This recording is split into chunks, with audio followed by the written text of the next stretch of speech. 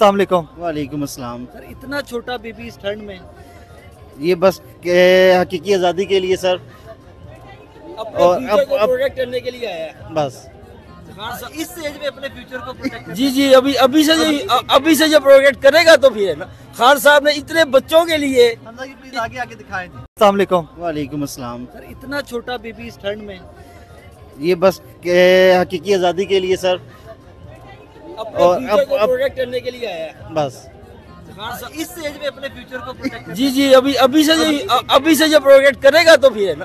खान साहब ने इतने बच्चों के लिए प्लीज आगे आके दिखाएं। बोल उड़ाएगा सबका होश, भूल जाएंगे सब अपना जोश।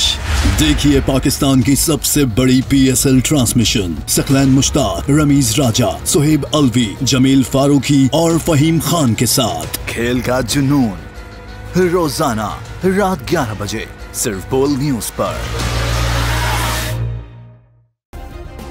सब्सक्राइब करें और बेल दबाएं ताकि कोई खबर रह न जाए।